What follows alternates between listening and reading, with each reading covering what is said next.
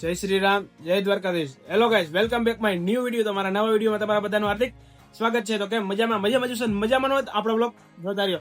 તો આજે આપણા લોંગ બ્લોગનો ચોથો દિવસ છે. તો ચાલો મારી સાથે વિડીયો એન્ડ સુધી બન્યા રહેજો. ચેનલ પર નવા હોય તો લાઈક કરો, શેર કરો અને સબસ્ક્રાઇબ કરો અને કોમેન્ટ કરવાનું તો ભૂલતા જ નહીં. તો ચલો. અને પછી તો આપણે નીકળી ગયા આપણા મિત્ર સાથે ખાખરાવાડા મેલડીમાંના મંદિરે. તો ચાલો આપણે ગાડી લઈને નીકળી ગયા છીએ, હું, રક્ષિતભાઈ અને મહેશભાઈ. તો ચાલો મારી સાથે. તો સૌ પ્રથમ આપણે ગાડીમાં પેટ્રોલ પુરાવી લઈએ, કારણ કે ગાડીમાં પેટ્રોલ હતું નહીં. આપણા સ્કૂલના મિત્ર એવા વિશ્વરાજભાઈ મળી ગયા હતા. દ્વારકાધીશભાઈ, સંજયભાઈ ચડી ગયા હતા. સંજયભાઈ દ્વારકાધીશ. આપણે આવી ગયા હતા ફાકી લેવા માટે દુકાને. તો ચાલો.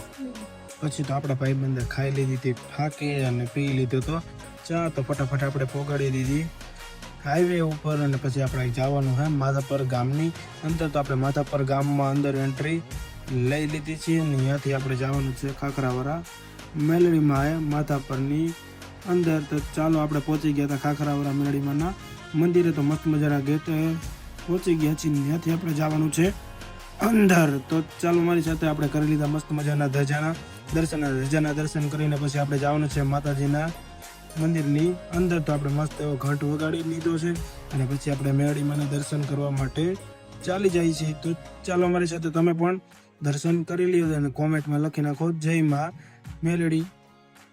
પછી તો આપણે દર્શન કરીને બહાર નીકળ્યા તો આપણે દેખાઈ ગયું બેનર, જેમાં ખાખરાવાળા મેલડીમાં એ 14 તારીખ 4થો મહિનો અને મંગળવારના રોજ નવરંગ માંડવો છે. તો બધાને ભાવભર્યું આમંત્રણ, જોવા પધારજો.